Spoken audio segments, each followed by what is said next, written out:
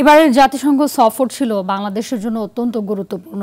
গণতান্ত্রিক উত্তরণের অন্তর্বর্তী সরকারের প্রতিশ্রুতি সংস্কার আরও জোরালোভাবে উপস্থাপিত হয়েছে বলে মনে করেন সাবেক কূটনৈতিক এম হুমায়ুন কবির।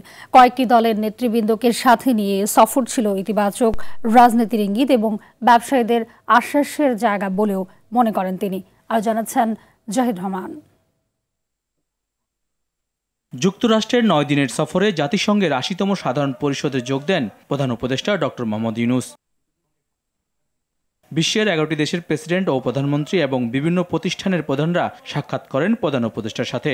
গণতান্ত্রিক প্রক্রিয়া উত্তরণে বাংলাদেশের পাশে থাকার আশ্বাসও ছিল বিশ্ব নেতাদের। এটাকে ইতিবাচক হিসেবে দেখছেন সাবেক রাষ্ট্রদূত এম হুমায়ুন কবির। যেমন বিজনেস কমিউনিটির সাথে আলোচনায় বসেছিলেন আমাদের প্রধান উপদেষ্টা মহোদয়, সেখানে আমাদের রাজনৈতিক নেতৃবৃন্দ ছিলেন এবং রাজনৈতিক নেতৃবৃন্দ যে বক্তব্য দিয়েছে সেটাকে কিন্তু ওখানকার ব্যবসায়ী সম্প্রদায় ইতিবাচকভাবে দেখছে।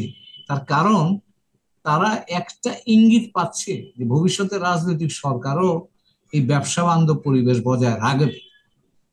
এইটা কিন্তু আপনি শুধু আমাদের প্রধান উপদেষ্টার মুখ থেকে শুনলে যেটুকু বিশ্বাসযোগ্যতা পেত, বিরোধী তো পারেন এখন যারা সরকারে নাই তাদের কাছ থেকে শোনার কারণে বিশ্বাসযোগ্যতাটা আরেকটু বেড়েছে।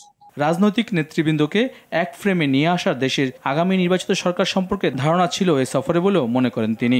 বিচার প্রক্রিয়া চলমান, এটাকে তার নিজস্ব গতিতে চলতে দিতে হবে, কাজে এটা নিয়ে কথা বেশি বলার সুযোগ নাই।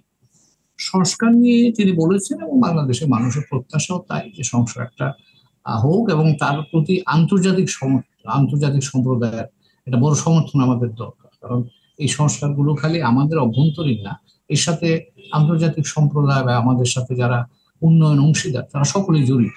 কাজে সেই দিক থেকে আন্তর্জাতিক সম্প্রদায়কে এই সংস্কারের পেছনে পাওয়া এটা গুরুত্বপূর্ণ এবং এই অ্যাঙ্গেলে বা এই লাইটেই আপনি অনেকগুলো মানুষের সাথে ওনার মিটিং হয়েছে, সেগুলো আমাদের কাজে আসবে বাংলাদেশের সংস্কার প্রক্রিয়াটা এগিয়ে যেতে। রোহিঙ্গা সমস্যার সমাধানে প্রধান উপদেষ্টার 7 দফা প্রস্তাবে না থেমে থেকে মিয়ানমারের সাথে কূটনৈতিক সম্পর্ক বৃদ্ধির মাধ্যমে সফলতা পাওয়া যাবে বলেও মনে করেন সাবেক এই কূটনীতিক।